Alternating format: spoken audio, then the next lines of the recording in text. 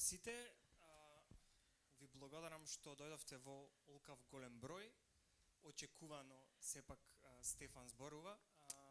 Секако како и на факултет што полни амфитеатри, така и тука.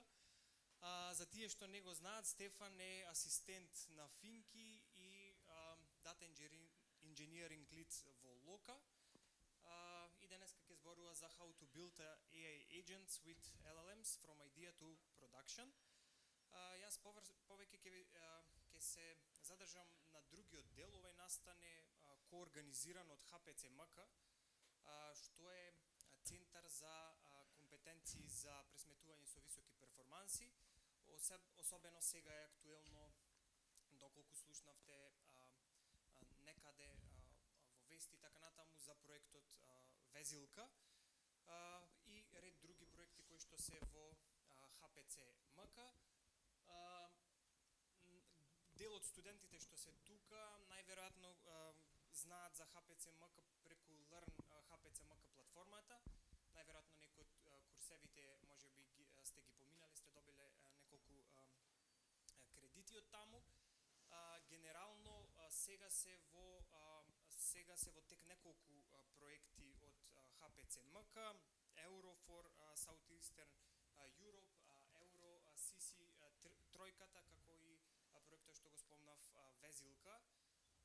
Тоа е сега ново затоа што низ цела Европа се отворија така наречени AI Factories, кои што представуваат хабови каде што компаниите, најмногу е тоа за компаниите да имаат пристап до суперкомпјутерите кои што се во целиот екосистем во Европа. Значи има компјутери во Барселона, во Луксембург и така натаму, кои што може да ги пристапите преку овие колови кои што се на проектите. Така да би искористил оваа прилика, доколку тука меѓу вас секако има некои што се, не знам, сопственици на компании и така натаму, некои од луѓето кои што се занимаваат со тој дел или имале некаков проблем со скалирање на продуктот или дошле до место каде што им требаат големи кластери, high performance computing, местото да се обратите HPCMK. Генерално со помош на EuroCC3 проектот помагаме за пишување на proposals, пишување на апликации за да може да пуштате во овие суперкомпјутери. А пак со проектот Везилка тоа е конкретно апликации, значи во EuroCC3 се за Big Data, HPC, HPDA, Big Data Analytics и така натаму, а со Везилка проектот е фокусирано на AI. Значи, доколку имате некаков проблем со large language models кои што треба да ги тренирате, тоа може да го направите тука. На крајот може и сега, може и на крајот ќе пуштам еден список, тоа е доброволен, значи кој што сака може да внесете, па едноставно ќе ве контактираме. Други работи кои што се нудат преку HPCMK се консултации, тренинзи во фирмите, значи доколку ви треба тренинг за HPC, како се пуштаат џобови, како се пишуваат скрипти, тоа повторно може да не контактирате. Така да, или ако сте тука, или кон вашите сопственици на фирми, може да им проследите оваа информација и се разбира, може Стефан да се контактира, може мене да ме контактирате, Димитар Милески, Мамуче Финки УКИМК, или преку контактот на HPCMK платформата. Сега да се вратиме на GDG. Во текот на наредниот период имаме планирано други настани. Разговараме со луѓе од Амстердам кои што ќе видиме дали тоа ќе се организира и на пролет евентуално би се организирал првиот DevFest тука. За тоа треба малку поголема организација и поддршка од приватните компании, но се надеваме дека до пролет ќе еве го тука е и Марко и Јасмина, се надеваме дека ќе го организираме првиот DevFest во Скопје.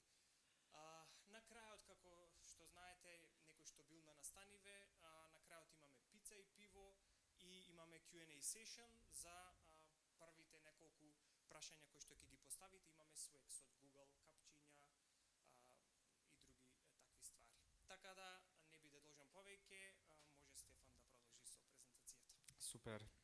Добро се слуша, добро, да. Секогаш ми е... Чекај, подалеку може. Добре? Да. Добро вечер на сите. Благодарам на вистина изненадувачки високо присуство. Претпоставувам темата е нешто актуелно, нели 2025-та била годината на AI агентите, така ќе чуеме. Па решивме по консултација со Марко, чисто се јави, имаш ли нешто за зборење, па викам нешто што работиме актуелно моментално. How to build AI agents with large language models. Мислам, AI агентиве не е нешто, тие што имате и бекграунд и студирано, пример, информатика. Концептот на агенти не е нешто ново, тоа е нешто што постои многу одамна, но појавувањето на генеративната вештачка интелигенција веќе предизвикува на многу полесен начин да се развиваат тие агенти, користејќи ги large language моделите за reasoning делот во кој што треба агентот да одлучи како да постапи. Ке видите data engineering, ама ако сте биле, кога беше мај 20, кога беше PyData, кога зборев за data engineering, да, од тогаш се сменија неколку работи, па избегав од тој свет, повеќе на machine learning делот се префрливме поради големата побарувачка на такви проекти за генеративна вештачка интелигенција во последниот период. Денес ќе презентирам нешто што реално повеќе го работам во индустрија отколку во академија. Се надевам дека тоа со текот на годините ќе се смени и вакви работи ќе станат се поголем дели од курикулумот на високото образование. Така што денес ќе прикажам, малце ќе зборам теоретски, што се AI agents со особен фокус на large language модели. Ќе се запознаеме со Agentic Framework Strengths, кој ше еден доста поактуелен моментално фреймворк, и тука мора да дадам кудос на Бојан Јакимовски, колега од Лока, кој ше еден проповедник на Strengths и не натера сите да се запознаеме со фреймворкот и да почнеме да работиме со него, иако мојот проект моментално на кој што работам не е со Strengths, полека се запознаваме со овој фреймворк кој што сваќаме колку има предности. Уште е нов и пример ако направите еден search show me top 10 agentic frameworks in 2025, голема е веројатноста дека нема да излезе одма на search резултатите на Google. Ќе видиме еден едноставен агент кој што не знам ќе направи, ќе пресмета 10 плюс 6, некои такви основни операции, но и ќе видиме, ќе разговараме како еден агент може од чист proof of concept да се доведе до продукцијска околина, бидејќи тоа е еден проблем кој што секогаш го имаме, тие што работиме data, ML. Многу е лесно не е многу лесно. Полесно е да развиеме некое решение кое што ќе работи кај нас на компјутер, ќе може да го стартнеме, да го покажеме, да направиме демо. Ама веќе после кога ќе треба да го доведиме да може да го користат корисниците, општите корисници за кои што е наменето, луѓе кои што немаат бекграунд од machine learning, од large language модели и така натаму, доаѓаме до како се вика една кочница, едно црвено светло и веќе почнува да ни треба и светот на software engineering, пошто не е баш, мора да има некоја хибридна комбинација на овие две за да може нашето решение да го доведеме до крај. И на крај ќе видиме покомплексно демо. Јас само си забележам саатот, ти знам да се заборавам. Значи имам уште, добро. Ќе видиме едно покомплексно демо на мултиагентен систем за замислена некоја си компанија. Компанијата е некоја си мултитенант e-commerce компанија која што во себе има некакви тенанти, односно компании кои што преку таа апликација продаваат нешто, што и да, еве да замислиме наједноставен use case, Корпа, Волт и така натаму. Имаме некакви ресторани кои што да го занемариме делот на достава, ама пак на крајот на денот они прават и продавање на своите услуги добра преку таа платформа. Па ќе видиме како може да им олесниме некакви процеси на Корпа/Волт, не оваа реклама, чисто први ми идат на ум, како може да им олесниме некои процеси на нив, за да имаат подобра соработка со своите тенанти, односно пример со рестораните, продавниците и така натаму. Океј, стандард мора мимс, да почнеме со мимс, значи GenAI беше 20 минатава година, претходнава година беше секој најчест збор GenAI и така натаму. Ако направите некој серч колку пати GenAI се спомнал во говорите на големите CEO, CTO на тек компаниите, многу пати, нема смисла. Ако правите drinking game, уште по-лошо. И така некако веќе во оваа година пак дојде редот да се прошири тоа на AI агенти, AI agents. Морав со Трамп нешто да става. Секоја фирма веќе на некој начин ќе проба да ви каже дека они имаат да AI agents in production, ама реалноста не е таа. И колку тие AI agents се стварно AI agents е веќе друго. AI agents everywhere, значи навистина мислам дека е зборот на годината. И веќе сега да одиме по-технички мим еден, да не биде само со Трамп, имаме откривање што се AI agents, у позадина вика тоа се промптови, if else услови, циклуси и некакви функции. Ќе оставам на вас на крајот да кажете дали е така. Ќе видиме некоја и демо, нели, како што точно може да одиме. Океј, сега пред да почнам AI agents with LLM, малце да зборниме за LLM. Сега нема да зборам во детали што се large language модели, позадината на баш на ML моделите кои што се во позадина, пошто верувам дека секој од нас минимум 500 пати дневно отвара ChatGPT и така натаму и така натаму. Така што сме сите запознаени со концептот тој, меѓутоа малце ќе зборам во контекст како може large language модели да ги искористите во ваши апликации кои што ќе ги развивате. Значи LLMs имаат цел, они се дел од генеративната вештачка интелигенција и они за даден текст, што вие ќе го напишете, промпт, така наречен, ќе ви дадат друг текст, респонс.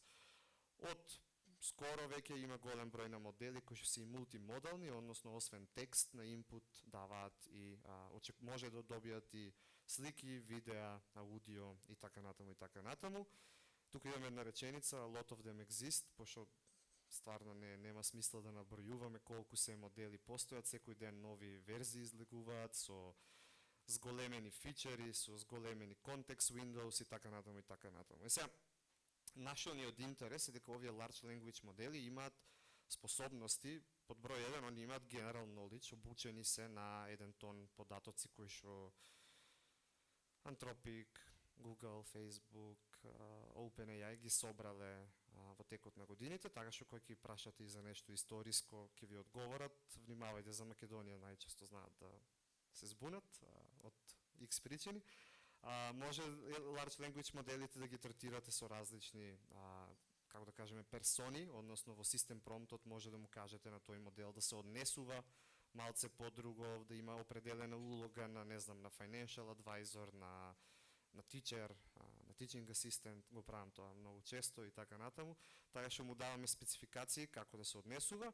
И сега нешто на што ни е доста интересно, дека овие large language модели, исто, тоа е уствари последната реченица, они може да прават добро нешто што се вика zero shot или few shot learning, односно со нула примери или со неколку примери успешно да ви кажат на вас некаква класификација на текст.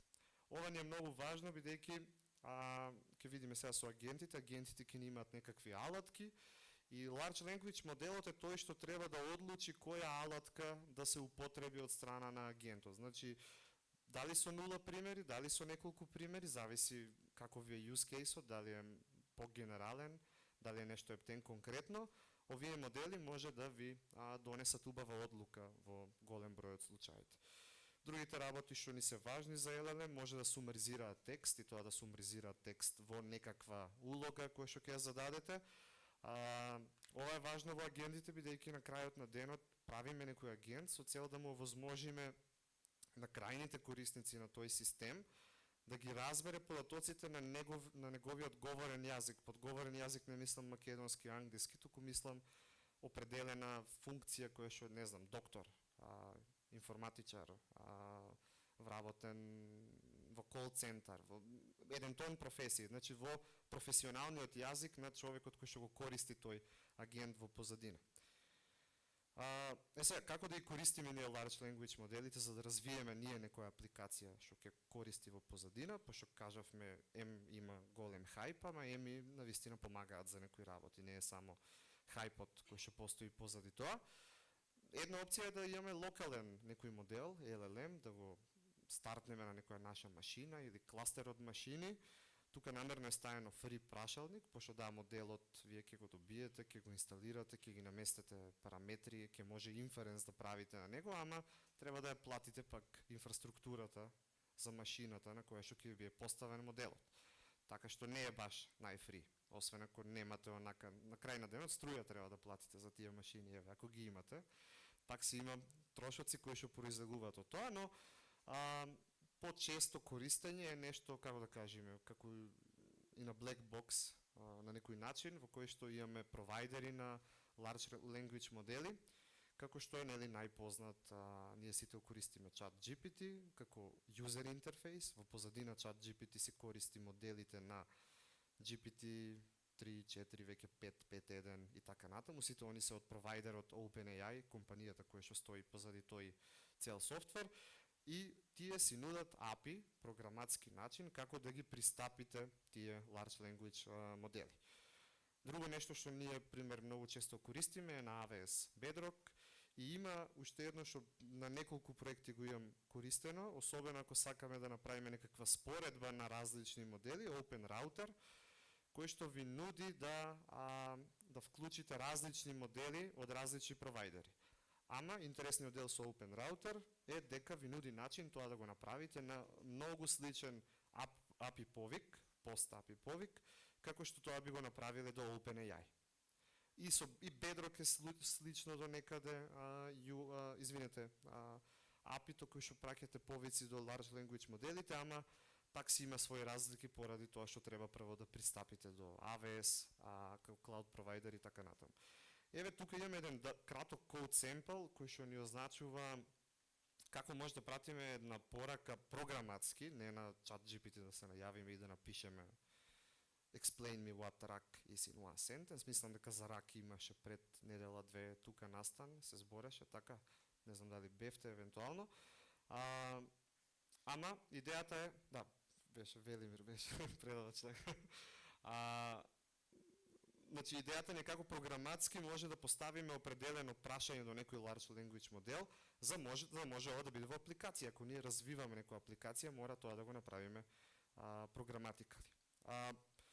Кажуваме на кој модел и праќаме листа на пораки, кај што една од пораките може да биде таа системската порака, системскиот промпт, во кој што ние го насочуваме моделот како да се однесува, дали он ќе биде експерт во област на финанси, во област на образование, и така натаму, и така натаму. Може да биде, не знам, you are a kindergarten children, explain rack to me. Good luck. Се разбира, он ќе даде нешто, ама колку ќе биде разбирали за 5 годишно дете, 4 годишно дете е друго. Сега има тука еден поголем пример, ама ова ми е важно. Дојде време за ова да се употреби. Okay. Замислете дека имате, ова ни е како едно интро, зошто ќе ни требаат агенти. Значи, идејата на агенти е дека ние ќе имаме некаква комбинација на функционалности кои што ние сакаме да ги употребиме секогаш кога ќе добиеме определено прашање од корисникот на тој агент. Идејата е, пример, замислете дека имаме некоја функција get weather, која што треба преку некој API повиц до Open Weather и не знам каде, да ни каже кој е времето во определен град. Значи, ние тука дефинираме една алатка, ќе зборам што се алатки за брзо, меѓутоа идејата ми е еве како уствари ние ќе видиме agentic framework, кој што во тој agentic framework е многу low lightweight code. Значи не пишуваме вакви повици, тоа се прави у позадина, ама ова е тоа што се прави у позадина. Ако користиме пример OpenAI како модел. Значи ние викаме имаме на располагање некакви тулови, тука е листа од еден тул, чисто за да го собере на слайдот, иначе немаше шанси, и можеме тие тулови да ги пратиме како дел од повикот до OpenAI клиентот, па после кога ќе добиеме некаква одлука од OpenAI од овој повик, он ќе ни каже дали и кој тул и како треба да го употребиме тој тул. Ако моето прашање е what's the weather in Skopje, он ќе знае дека треба да го повика тулот get weather и од параметрите што се очекуваат, тоа е единствен и задолжителен city, ќе го намести како city параметар да биде Скопје, Македонија. Океј? Значи LLM-от треба да не го направи reasoning-от на оваа логика дека треба да се повика тој тул со тие и тие параметри. Сега идејата на Agentic Frameworks, нешто што ќе зборам за брзо, е ова ние да не го правиме рачно. Океј, туку ние да направиме исто како сега еве ако земам, ако имаме full stack developer, имате frameworks за backend, идејата е нема сега рачно да правам автентикација цело време, авторизација цело време, туку ќе користам готови модули кои што може да ми го направат тоа. Епа и за тоа се воведуваат некои такви agentic frameworks. Сега, од што е составен еден агент од large language model? Го имаме агентот како core. Прво, нас ни треба тој planning module, кој што уствари planning module е тоа што сега го зборев. Имаме large language model во позадина, кој што треба за дадено корисничко барање да измисли што треба да направи, што треба да повика, како треба да го повика, зошто да го повика. Можеби треба нешто да повика 5-6 пати, треба да направи една стратегија кои тулови треба да ги употреби. Сега, тулови, наредниот дел, tools. За вие да направите еден агент, агентот по дефиниција е некој нешто што прави некакви акции. Туловите се сите акции кои што тој агент може да ги направи. Сега туловите може да бидат се и сешто. Океј, може да бидат обични Python функции, ако работиме најчесто во Python за овој дел, обична Python функција како што беше get weather, океј, што ќе очекува еден аргумент и идејата е дека тоа е еден тул кој што ние може да го регистрираме кај тој агент, па агентот кој ќе добие некакво корисничко барање, ќе го isпроцесира со модулот за планирање и ќе го изврши тој тул. Не само да одлучи со овој повик дека треба да го повика get weather за Скопје, Македонија, туку и да го изврши навистина тој повик get weather за Скопје, Македонија. Па после кога ќе го добие одговорот, да го isпроцесира и да ми го даде мене во natural language, на македонски или на англиски, да ми каже the weather in Skopje is толку и толку степени, а не да биде некој JSON формат кој што би го добиле од API-то кога ќе го побараме, кога ќе побараме таа информација. И сега многу важниот дел е memory module во овој дел. Агентите многу често ќе сакаме да имаат меморија, да памтат, океј?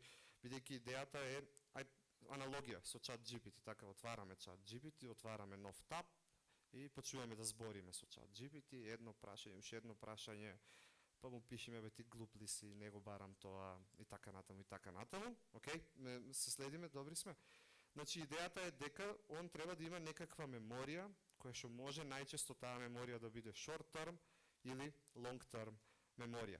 Идејата е на short term меморијата е да памтам се што е поставено во тој еден таб на ChatGPT, ако одиме со ChatGPT како аналогија, додека long term меморија идејата е да памтам што се друго сум прашал во другите табови, не само во тековниот таб, да ми свати некакви преференции што сакам во животот и така натаму.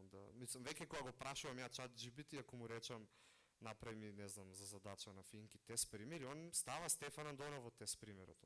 Знае како се викам, сватил од сите досегашни прашања и така натаму.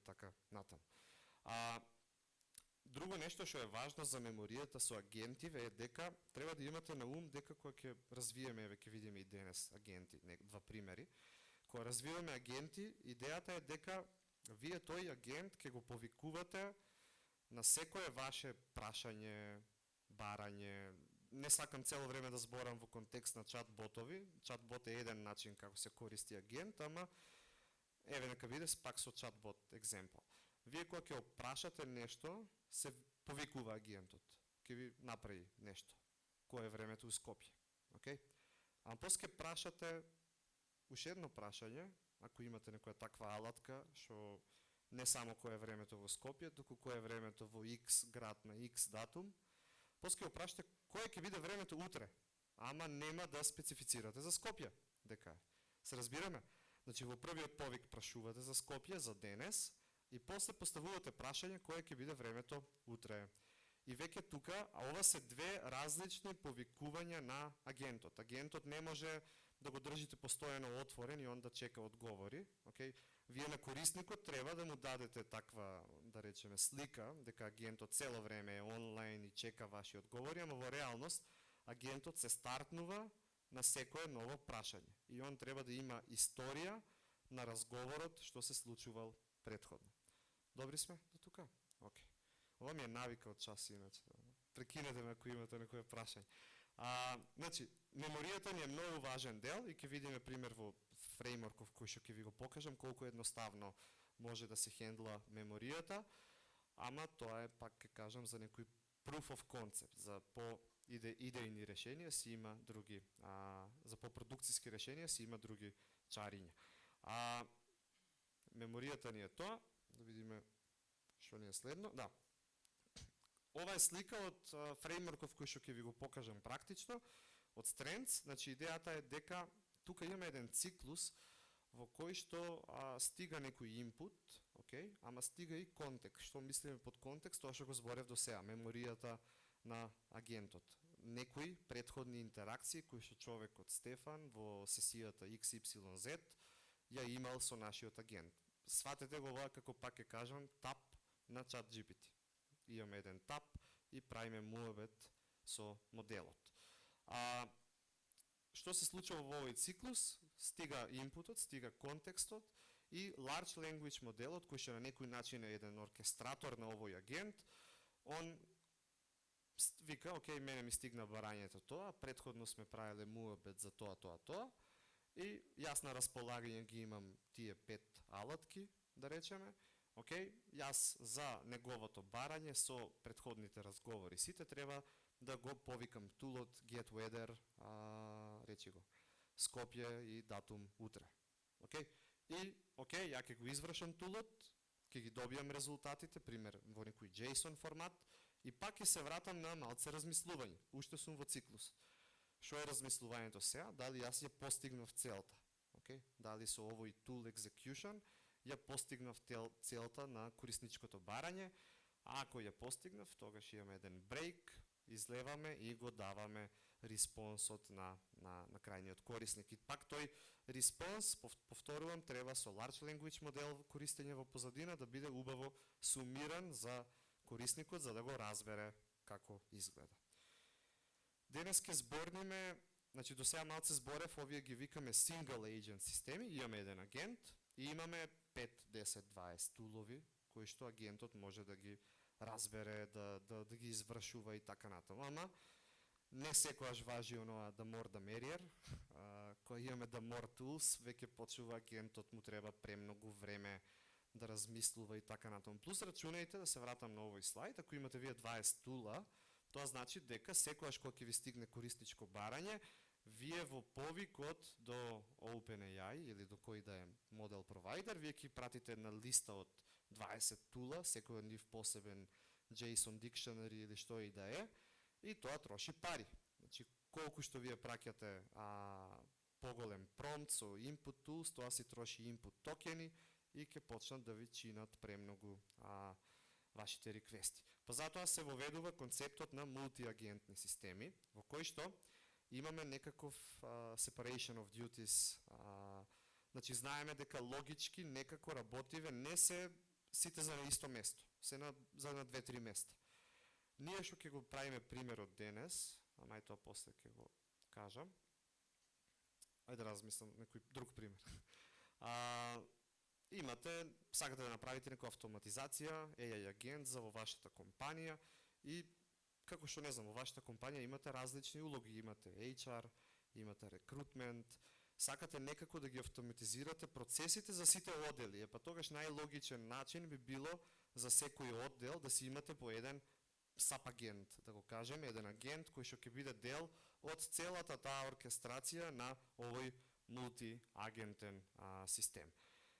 Пак тие такви агенти, по секој агент за, не знам, за оддел, да речеме вашата компанија, секој од нив ќе си има тулови, окей, кој што он ќе може да ги изврши. Ама, ако сега мене ми стигне прашањето, please review the resume, CV-то, проверете го CV-то на овој кандидат, окей? Ја веќе би знаел, значи јас мојата прва одлука што ќе ја правам тука, окей? Нема да биде помеѓу 20 алатки, од кои што една е таа што ми треба review CV или extract keywords from CV, окей? Туку јас првата одлука ќе ми биде помеѓу 3 агенти. Ќе го одберам агентот за рекрутмент, окей?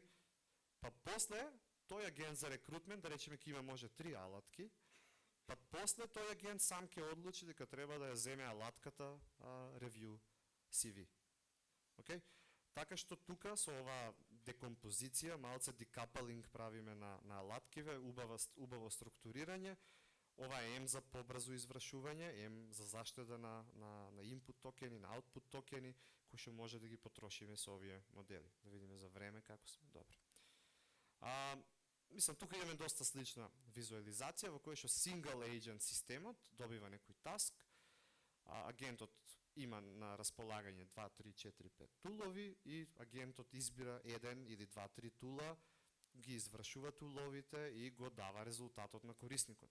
Од друга страна, ако имаме мултиагентен систем, овој кој што е даден тука ни е по патернот со супервайзор агент, односно имаме еден big boss кој што он го прима барањето и он треба да одлучи кој или кои од подагентите да ги изврши со цел да полесно да ја изврши својата задача. Еве тука некакви архитектури, патерни на single agent и multi-agent архитектури. Значи некои од нив веќе ги видовме, го имаме single agent, кај што имаме тулови, го имаме супервизорот, еве го супервизорот, во кој што имаме еден агент кој што одлучува на кој агент или агенти да ја препрати задачата. Имаме и други архитектури на агенти, network или swarm, овој се вика, во кој што се очекува дека ќе имаме цело време примо предавање, јас ќе направам нешто, па ќе го повикам другиот. Ова е многу интересен пример, ако сакате да правите некаков ресерч на некоја тема.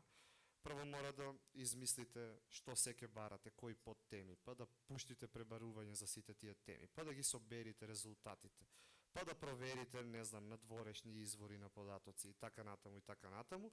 Значи во оваква некоја ситуација потребно е вашите подагенти, researcher, како ќе крстиме, citation agent и така натаму, потребно е сите они да се комуницираат помеѓу себе цело време, нон-стоп, и сами они да одлучуваат во даден момент, окей, јас сега најдов 5 articles за multi-agent системи, ај сега нека ги провери другиот агент референците дали се таман, за да може после да ги напишам во, не знам, во научен труд или во статија. Сега, Agentic Framework, како што кажавме, како што станува областа попопуларна и попопуларна, потребно е да се автоматизира тој целиот дел на пишување на код до агентиве. Вие пак може агент да си направите овака, окей? Му пуштите листа на тулови, па он ќе ви избере тул, па вие со for циклус ќе ги повикате тие тулови, односно ќе дојдеме некаде до овој мим, ако сакате.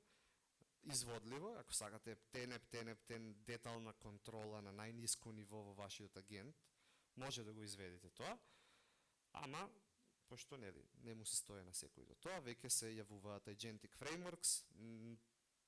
Ова е нешто сум слушнал, има уште многу, верувам. Едни од популарните, попрвите се LangChain, LangGraph, имате CrewAI, Google си имаат Agentic Development Kit, Pydantic AI, OpenAI си има нешто нивно, ова не знаев, сега го дознав кога читав на темава, и го имаме Strengths, кој што ни е еден фреймворк од AWS, иако настанов е GDG, ама ја ќе морам да спомнам неколку пати Amazon Web Services, бидејќи дури во агентот ќе користиме некои фичери од AWS. Сега одиме до Strengths. Strengths е агент, фреймворк, Agentic Framework, кој што под број 1, зошто е убав, број 1 ви нуди малце пишување на код. Пак е он за програмери, за девелопери, пак треба да напишете код, ама е lightweight на пишување на код, бидејќи Strengths ви нуди една, се вратам тука, Strengths ви нуди една, како да кажам, абстракција, во која што вие може, окей, од што е составен агентот, од тулови, од модел кој што ќе размислува и од меморија. Супер, окей, ќе ги напишам тие три работи во конструкторот на агентот и ќе почнам да бркам работа со агентот. Значи, нуди доста ниска, доста lightweight code абстракција кога го дефинирате агентот и може да го користите. Но, друго нешто што е важно, секој овој AI agent користи LLMs во позадина за оркестрација, за одлуки, носење, но многу важно е дека е модел and provider agnostic, што значи дека може да работи со различни провайдери, со различни модели, и вие не треба се замарате да го пишувате овој повик, пак уште еднаш потенцирам. Значи, јас можам да решам, денес ќе го пуштам агентов со OpenAI, со GPT-4, утре ќе сменам на GPT-5.1, задутре ќе се премислам, ќе имам со Anthropic. Okay? Да, ќе треба нешто ситно во кодот да се смени, конфигурацијата на моделот, ама не и целите API повици до тој провайдер кој што ќе го користите. Така што е модел агностик и овозможува лесно и брзо да се смени во конфигурација кој модел би го користил. Си има своји built-in примитиви, кои што се пример, ако сакам јас да си напишам мој тул, како што ќе биде во случајот, нема проблем, напиши си една Python функција и стави мајмунче тул одозгора декоратор. Фреймворкот сам си регистрира дека тоа е еден тул кој што треба да биде дел од агентот. Си нуди интеграција за agent-to-agent протокол, за MCP сервери и за multi-agentic патерни, како што ќе видиме и ние во демото што ќе ви го направам. Имаме дека е production ready, односно може многу лесно да се вклучат observability, да се зачувуваат пораките на агентот, зборевме за memory, значи ни требаат да ги чуваме сите пораки кои што се дел од една конверзација, една интеракција, ајде да не биде конверзација, за да не биде пак за чатботови, една интеракција со тој агент. И пошто е измислен и направен од тимот на AWS, нуди многу лесна интеграција ако користите други AWS сервиси, за пример за deployment, за memory, за S3 бакети, DynamoDB табели, за history и така натаму. Simple Agent демо, доста беа слайдови, мене ми издосади, не па вас. Ајде да видиме ако... Сега, ова е лайв демо, секојаш лайв демо си носи проблеми, предизвици, така што let's see. Вака, тука имаме еден многу краток прво пример, agent демо. Нас не интересираат овие следни делови. Значи, пак кажав, Strengths како фреймворк ви нуди опција да буквално да ги дефинирате барем тие три делови што му требаат на агентот. Кој модел ќе го користи, кои тулови и што беше третиот? И меморија, ако сакате да имате. Дури може и без меморија да го стартнете агентот. За модел, викам, ќе користам OpenAI, имам кај мене у проектов еден клуч за да можам да праќам реквести до OpenAI, наведуваме кој е модел ID-то и даваме некакви параметри, температура, максимум токени, значи како и било кое друго програматско користење на моделиве на OpenAI. И сега тука имаме еден метод run agent кој што ќе го извршиме ние неколку пати, меѓутоа имам дефинирано, вака ја прво ќе го искоментирам овој дел, не сакам да чува меморија, пораки, окей. Еве дефиницијата на агентот. Значи викам агентот ќе се вика така и така, ќе користи тој модел што го дефинирав и ќе има три тулови. Тие три тулови се следниви. Овие се готови тулови кои што Strengths сам си ги нуди. Current time калкулатор, HTTP request и нешто така. И даваме system prompt. Значи треба некако да го насочиме овој агент во која област ќе се движи, дека он е helpful assistant кој што нуди help со некакви математички пресметки, колку е саатот, како точно е 12 часот, нешто така. И некакви URL fetching ако го побараме. Тука имаме еден дел run agent кај што иако сега имам user ID и session, чисто сакам да го видим, еве, what is 5 multiplied with 8, треба да ни даде резултат дека тоа е 4. Малце е тешко да се куца standing, ама let's see. Ова ќе треба да го зумирам доле сигурно. Да. И он си почнува сваќа дека треба да го повика тулот калкулатор, еден и единствен тул, и дава резултат дека 5 multiplied by 8 is 40, не знам зашто два пати ми го даде, најверојатно некој ентер фали во печатењето. Едново ни е како резултатот од тулот, а другиот ни е резултатот од агентот, од цел агентот кој ќе заврши он со мислење и така натаму. Ама сега ако пробаме прашањето наредно, okay, multiply the last result with 7.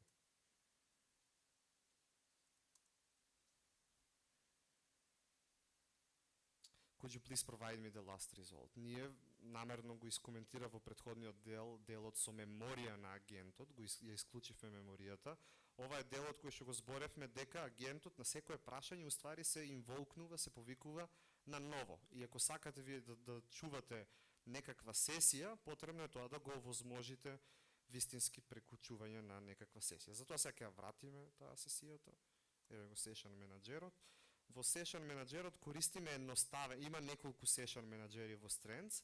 Ја ќе користам session менаџер во фајлови локално тука на проектот, file session менаџер. Ама реалноста е дека ако сакате ова да биде продукциски спремен агент, имате опции тоа да биде и во некоја си релациона или нерелациона база на податоци или пример во S3 фајлови каде што може да ги зачувате сите пораки на дадена сесија. Ако сега ја вклучиме сесијата, ја сега пак сега мора па да се вратам на старото прашање.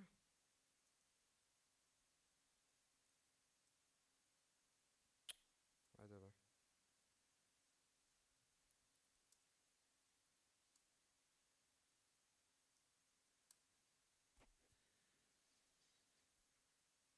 Океј, он пак сваќа дека само еден тул му треба, тоа е калкулаторот, прави пресметката. И сега ако ја пробаме претходнава работа, what is the result, what is the last result,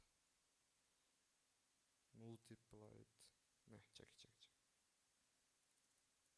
Add 10 to the last result.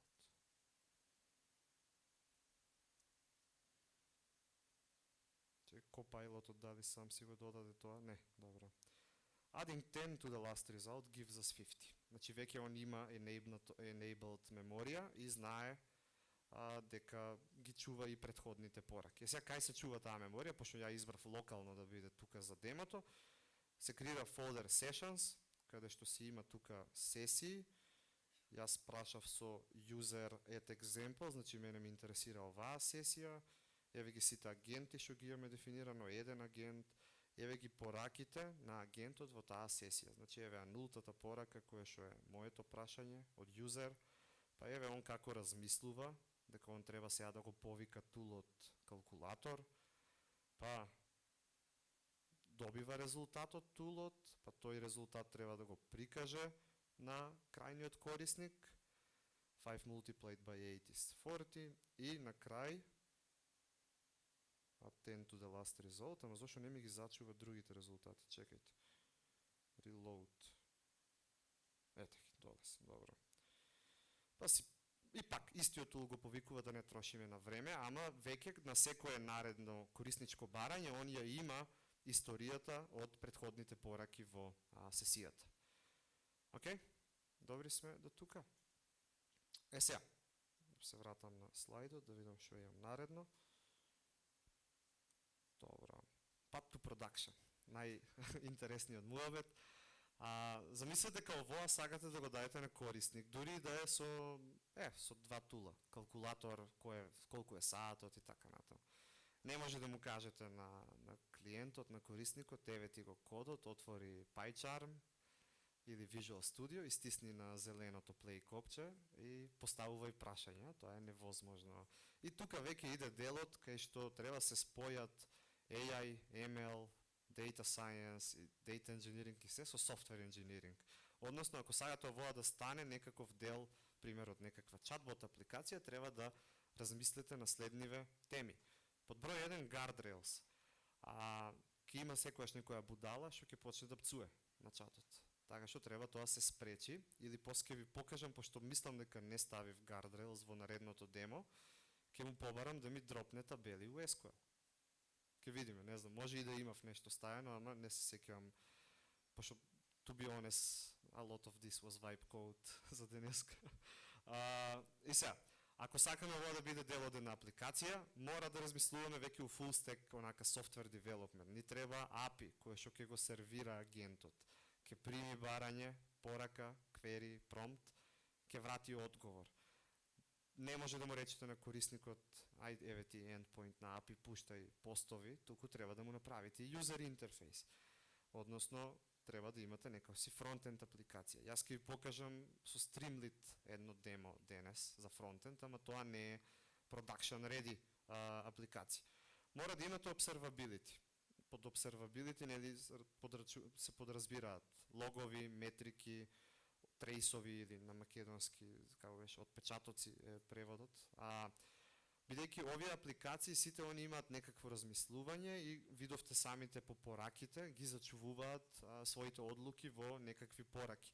Ама пак може тоа многу поубаво визуелно да се види во форма на трейсови кои што ќе кажуваат агентот го повика овој тул, па тулот траеше 5 секунди, исто како кога би стиснали инспект елемент на Google Chrome и ќе отворите нешто, ќе ви ги даде онака со спанови. Значи, општо кога треба да се дебагираат овакви апликации натаму, понатаму после deployment или и така натаму, овој дел со observability е многу добар.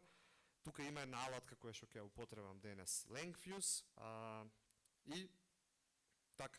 Многу важен дел, авторизација, автентикација. Јас денес во следното демо, што ќе го убрзам во интерес на времето, ама ќе го пуштам само, во следното демо користам Google автентикација.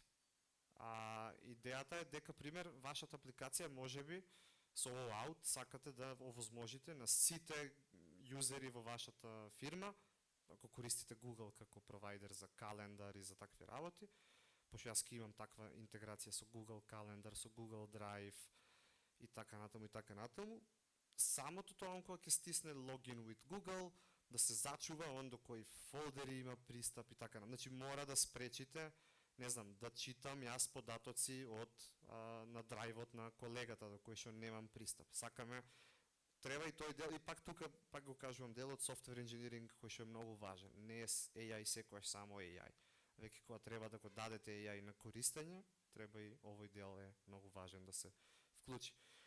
Bottlenecks треба да идентификувате во зависност како ќе ја поставите апликацијата, колку луѓе ќе ја користат апликацијата, може да имате bottlenecks кои што може да бидат на ниво на, не знам, на фронтенд апликацијата, на бекенд апликацијата, но може да бидат и на, ова е нешто е многу важно, на ниво на користењето на large language моделите. Овие провайдерите што ви ги спомнав, како OpenRouter, Bedrock, OpenAI, некои од нив си имаат спецификација колку requests per minute даваат, колку input token millions per minute дозволуваат. Така што тука веќе кога имате heavy користење на вашата апликација и тоа е многу важен дел за некакво скалирање на истата. И одиме сега со уште едно демо, ќе го брзаме во интерес на време, ја мислам дека 40 минути зборам, таман уште 10. Okay? Fake use case, што го измислив. Значи вика, you are an ML engineer, ај на македонски. Вие сте ML engineer кој што работи во една multi-tenant e-commerce платформ. Ова на почетокот ви дадов што е пример, еве Volt, имате 100-200 продавници, ние у нашава апликација имаме 5 тенанти кои што ја користат нашата платформа.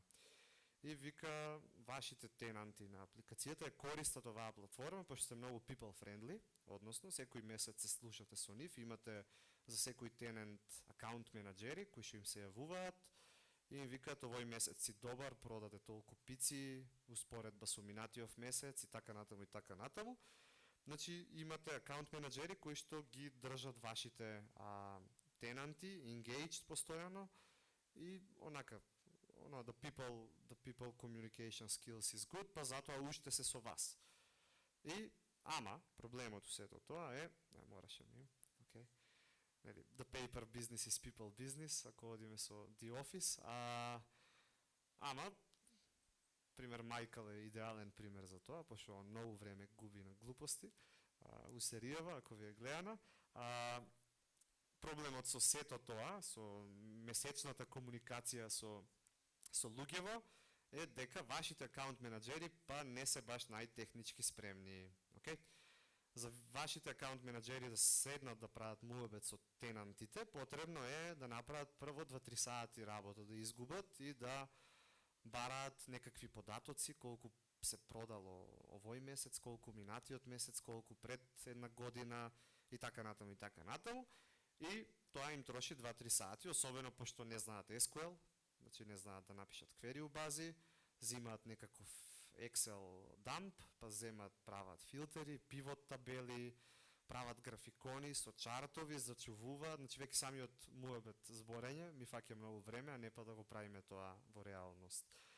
И потребно е они за да се подготват за тие митинзи, да направат таква анализа, па да искуцаат еден бриф, што ќе зборат на состанокот, да не биде само бројки, треба нешто за тие бројки да се каже, и да направат визуализација. Нели, една слика е и една зборови, секогаш. И веќе сега тука како што зборам јас, ако знаеме дека ќе правиме агент, тоа е темата на денов, еве ќе ви кажам, ќе биде мултиагент систем, какви агенти би имале? Малци интеракција. Некој идеја? Од овоа што го зборев до сега сите три работи. Така, значи ќе имаме еден крстен ми е Data Retrieval Agent, кој што ќе има една алатка и он ја знае шемата на цела база, имаме база една релациона во Postgre, и он ќе може да изврши некакви квериња во однос на, значи идејата е English текстот, прашањето, како на пример the number of orders in 2024. Не, ево се врати, добро. Држи тоа, минути. Го мрдам јас или не? Добро. Пак. Добро. Значи, еден агент би бил да зема микрофон дур да зборам, а? Ајде, каде е другиот? Кој басаш? Он уште тропа. Исклучиме? Ево го ја тука. Па добро, издржи. Иначе овој не работеше, па беше прашање дали да се користи уопште. Тест, добро. Добро. Значи, убаво кажа, еве, колегата дека треба да имаме еден агент кој што ќе прави квериња. Друг? Втор? Гораст? Па тоа сам ќе може агентов на крајот кога ќе ги изврши туловите да направи сумаризација што ќе биде. Немам таков, ама може да има еден посебен таков, ама немам у моево решение. Некоја друга идеја? Ана? Како? Така, ќе има еден агент кој што ќе прави визуализација на податоциве, кој што ќе ги земе од SQL. И трет агент, ама тоа ја не го зборев многу, ќе имаме еден агент, пошто нели ивентов е GDG, за Google, да ни креира Google Meet-ови, Google Drive, фолдери, фајлови и така натаму и така натаму. И добро, голот зошто правиме AI agent? Па не е чудно, ама добро.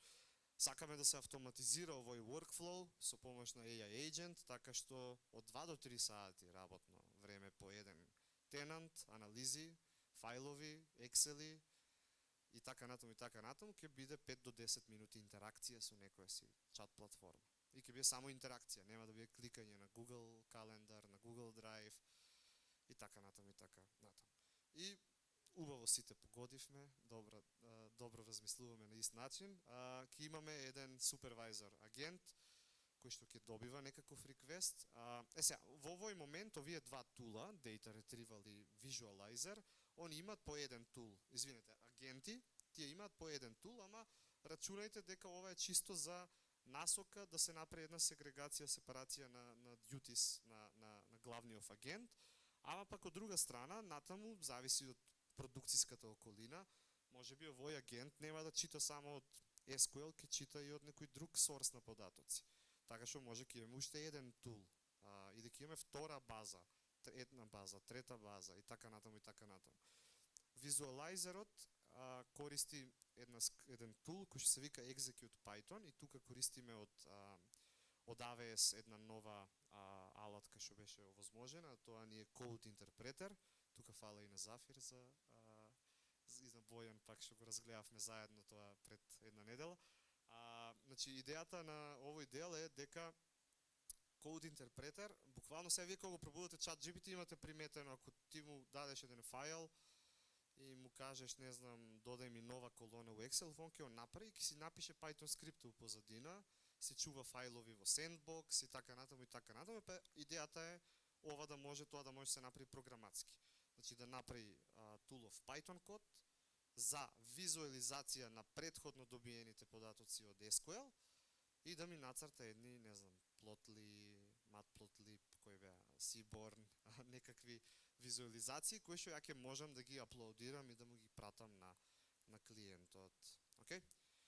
И третиот SAP агент, како што кажавме, да нуди интеграција со Google, креира ивент на Google Meet, креира фолдер на Drive, додава слики во Drive-от, поканува гости на Google Meet-от и така. Тука има само 3 тула, чисто за визуализација, ама ово има 6-7 тула кои што ми се потребни за тестирање. Вака, во интерес на времето, да, дефинитивно јас само ќе направам демо, ама кодов ќе го ставам на GitHub со инструкции за како да си го стартнете, да си поиграте со него. Проектот е целосно докеризиран, односно almost production ready. Ќе можете со една команда Docker Compose App да си го стартнете, само ќе биде наведено кои ви требаат environment варијабли, како например OpenAI API клуч за да може да ги користите. Треба си ставите пари на OpenAI кредитс за да може да поставувате барања и прашања и не знам што ми фали нешто друго. Базава сама ќе се покрене SQL offshore. Мислам сега ќе ви го покажам да не збориме на празно. Ова е последниот слайд тука. Одиме со кратко демо. Како може да се тестира агентот, ама ја тоа ќе го направам во живо. Ја морам сега да оставам овоа. Не знам како ми рече Жике, тука си? Ќе оставам овака, вајде ќе се слуша на снимка погласно ќе бидам. Океј, чисто да видите што зборев за докеризација на проектов. Значи тука е докеризиран проектов и имаме една база за e-commerce, кај што ги имаме тие податоци за тенанти, за колку ордери имаат и така натаму и така натаму. Има неколку контейнери кои што се поврзани со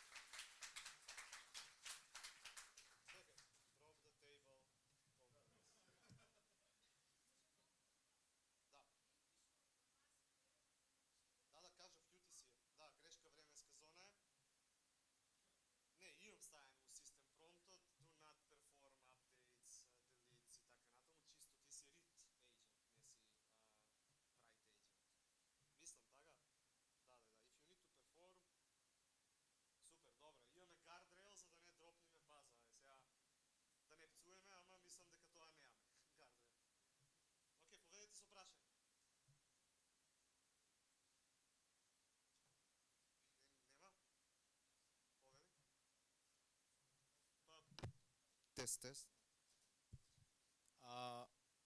Јас имам едно прашање, пошто гледам дека ќе пробам на литература. Значи, ова демо е повеќе како стриктно што треба да се добие. Сега, моето прашање е повеќе, ако сакаме да користиме multi-agent систем, кај што имаме повеќе на open-ended прашања или некои прашања кај што можеме малку да имаме, да речеме, мислам дека моментот со температурата на промпта. Да. Како уствари со тоа уствари го решаваме тај проблем? Значи тука идејата е дека убаво даде и ми избега името. Убаво даде идеја дека пример за крајниот одговор може да имаме посебен агент, посебен тул.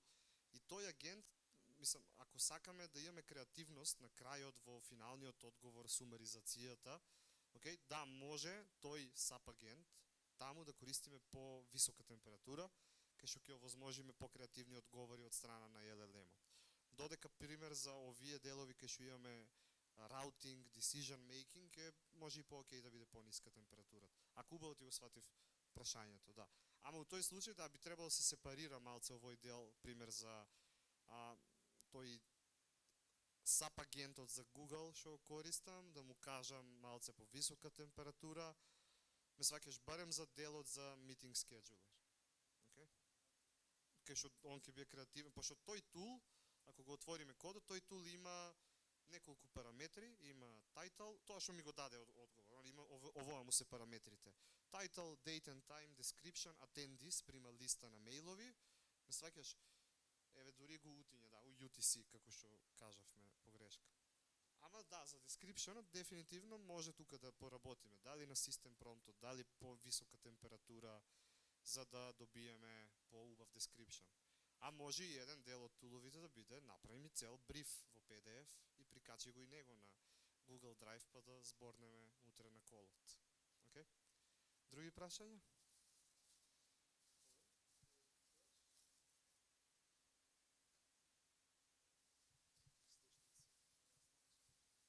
Да, значи ако имамо на пример спуштено модели од, не знам дали ја знаете библиотеката на Python од Hugging Face.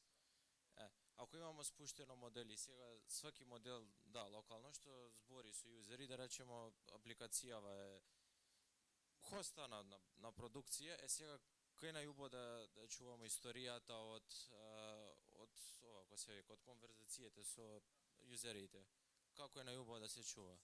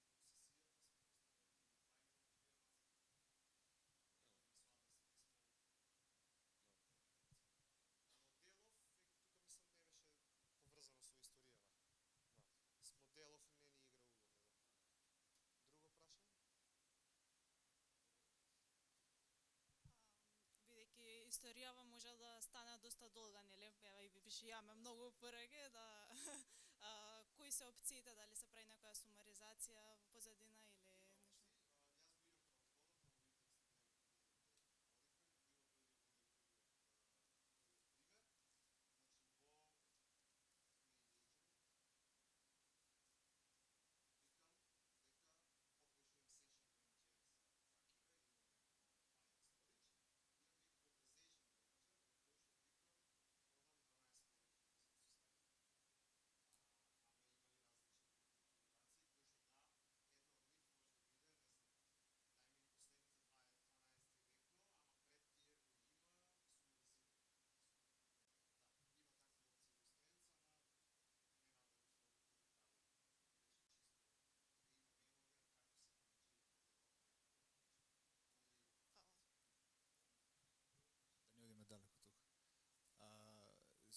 беше поготово ми се допадна овој дел за продукциски практици, значи тоа е многу битна работа и тоа е една од мислам дека па и до искуство можам да зборам една од причините зашто пропаѓаат овие проекти иако се многу добри кечи, меѓутоа интерфејсот на страна, аутентикејшнот на страна и сите други работи, мислам дека како шлаг на тортата би била евалуацијата. И се ова е прашање што често го прашувам, не си прв, значи многу дури сум и досаден со вакви работи, затоа што сум се соочил со многу проблеми. Прво да се создаде да се даде еден репрезентативен примерок на кој што треба да се истестира овој флоу, што е многу тешко да се направи и тука мора да зборуваме и со да имаме добра комуникација со subject matter experts во случајов. Да, акаунт менеджер е така. Втора работа, дури да еволуацијата ни, конечната еволуација ни поминува, во позадина може да се случи, добар ти беше примерот со Natural Language Querying, така? Во позадина јас можам да имам 5 query што не ми успеваат.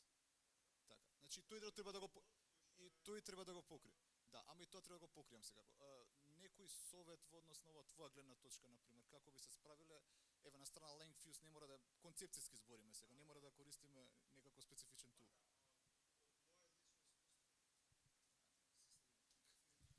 Моje лично искуство, веќе ако одиме на некој агент кој што треба продукциски да биде поставен, дефинитивно еден начин што е убаво да го има интеграцијски тестови кои што пример на овакви агенти за определено прашање од корисникот, барем ќе осигураат дека агентов оди во вистинска насока. Значи на прашање create Google Meet оди во агентот Google Calendar во тулот тој и тој. Ме сваќаш, значи еден таков дел тоа е, да, евалуација дефинитивно секојаш е убаво и потребно и тоа се прави у POC делов најчесто.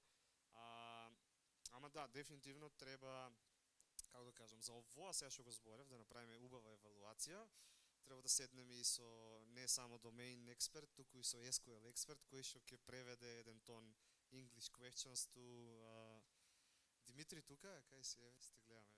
Правеше он такво нешто на факултет, го видов преска публика.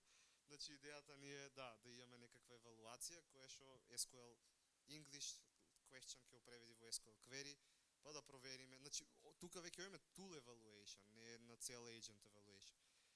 Простор за сомнеш секојаш има, работиме со недетерминистички алатки, без разлика дали ќе ставиме и температурата на 0 и на не знам колку, пак е трики. Не знам дали покрив од сите делови од прашањето, ако нешто испуштив.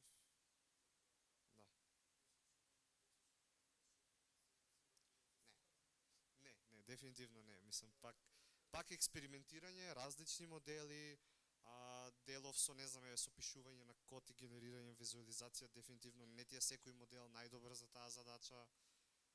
Код да.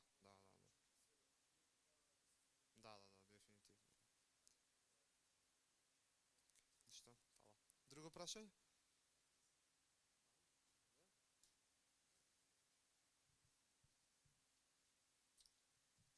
Супер беше, Стефан. Јас сакав да прашам, ако имаме вакво multi-agent сценарио, дали е Swarm, дали Agents as Tools, како што имаш тука, како би го оптимизирале бројот на tool calls, освен преку prompt, знај да дојдем до многу handoffs меѓу agents, како... Си има параметри. Овој дел со триве агенти, ја го пробав и во Swarm, ама многу ми се губеше. Многу ептен, некако и е многу поскапо, излегуваше многу токени и така натаму, затоа реков со супервајзори tool agent as tools да одиме. Си има параметри, cut-off, временски период. Исто и тука има параметар, овој лупот кој што одлучува дали сум готов со тулови или не, и овој си има параметри колку пати да врти тој максимум. Пошто еве како што кажа и Велимир, може да има некое доста комплексно, тука ја би рекол поради човечка грешка прашање не убаво образложено, па онда заглави да го смисли SQL од 5, 6, 7, 8 пати и веќе тука треба да излезе и да рече I cannot do this anymore. Океј? Друго прашање? Тешко тоа. Значи, Стеф, прво прекрасна презентација, топ направено, многу профи. Ме интересира едно твое гледиште, знаејќи дека работиш агент у продукција и многу други помали агенти што отишле у продукција. Денеска се ретки такви луѓе, затоа што ова е година и пол, две. Кажи ми, според тебе, колку е потребата да имаме multi-agent системи и дали некојаш е overkill, како што и сам кажав, некојаш Swarm знае да направи компликации? Што ти се покажало у пракса и дали секојаш multi-agent е решението? Не, да, не знам, че мешано, mixed feelings, да. Моje искуство е дека, пример, работивме на агент со многу тулови, ама кај нив стварно исто како примеров тука имаше логичка граница. Овие 5 тула се за тој дел, овие 5 тула се за следниот дел и така натаму, и дури беше онака на првиот дел во првата итерација кај што имавме само single agent со 20 тула, беше пребавно. Од сега по друга страна истото го пробуваме, ама малце на друг начин со читање директно во база, па образување имаме и така малце. Mixed feelings за тоа ќе кажам. Ама да, би рекол ако има логичка граница на креирање на тие SAP агенти, дефинитивно е вреди да се оди со multi-agent, од причина на барем заштеда на размислување кој тул да се викне, колку пати и така натаму. Океј, друго прашање? Сега да прашам малку по-техничко прашање, дали имплементацијата на AWS прави рак кога ќе бира тулови, пред да бира турови, поради тоа што, да, поради тоа што, кој што кажам, не можеме да ги сцепкаме толку овој decision tree, па да имаме еден агент кој што има само, не знам, 5 до 10 тулови, некојаш ќе испадне да има некој агент со, не знам, 50 тулови, и еве, се овие vibe coding tools што се, као курсор или било кој, нели може да се додаваат MCP сервери, некои луѓе додаваат толку тулови што го прават уште полош самиот агент. И сега дали се прави прво рак search некој или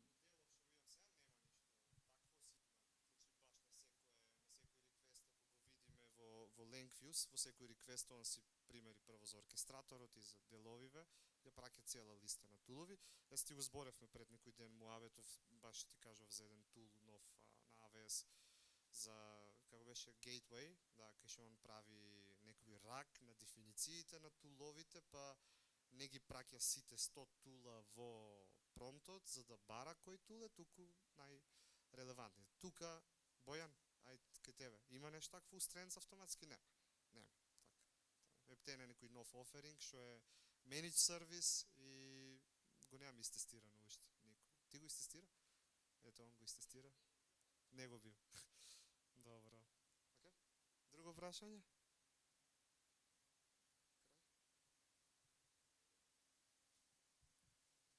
Сакам да ве прашам од ваше лично искуство, колку agent-to-agent протоколот на Google успева, немате?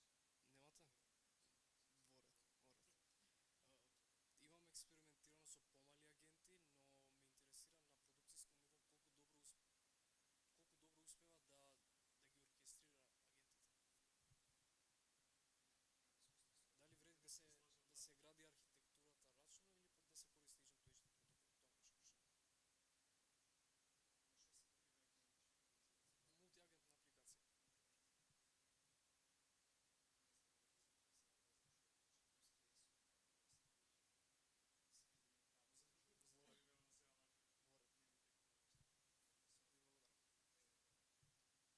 Друго прашање?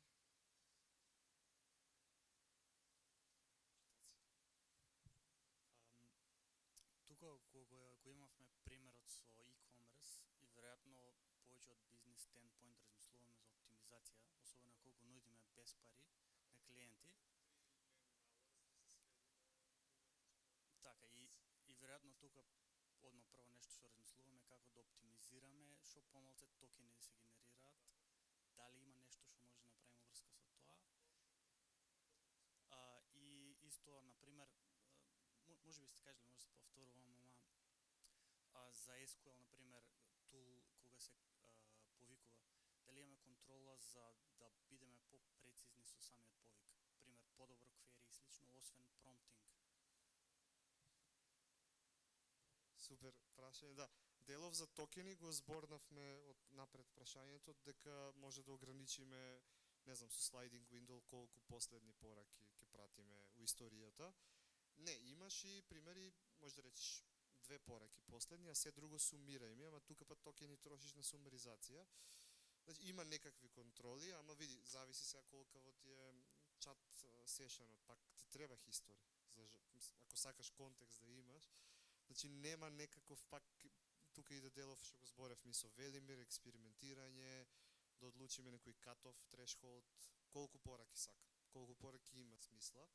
Еве сега моментално имаме еден таков проблем, кај што имавме некоја дефиниција на 5 последни трнови, значи user assistant, сваќаме дека не е доволно и дека треба да зголемиме, така што ќе чини повеќе пари, ама мора за да се задоволи бизнис функционалноста. А што беше второто прашање? Извини. SQL. Да, на овој тул јас како што го имам дефинирано, да, дефинитивно единствено е со prompt definitionот на тулот, користи with expressions, ако сакаш некои такви оптимизации, да, тоа и го има моментално за некое понапредно квери пример. Не знам индексирање на база, ама тоа се веќе се у сетапот на базата и како ќе фати кверито, да. Покрив се. Да. Добро. Друго прашање? Ајде. Дали си пробал да користиш некоја JSON алтернатива што користи помалку токени? Tun, да. Не е добро таа? Добро. Како ЦСВ го прави на крај на ден, така? Да. Не сум пробал уште и не верувам. Не сум имал толку критична апликација на токени да води, да убива ептен, да. Океј? Друго прашање? Ама мислам, се смееме од имам многу пароди моментално у комјунитито за... Како е? Тун? Тут? Нешто? ЦСВ. ЦСВ на Галено, да. Океј? Друго прашање? Тоа е тоа. Не знам, не гледам натаму. Фала многу на внимание. Фала. Ништо, не знам, ке дое Димитар Дугаси да ги... Имате пица, пиво, сокче, вода. Испуштам нешто. Се гледаме на пауза.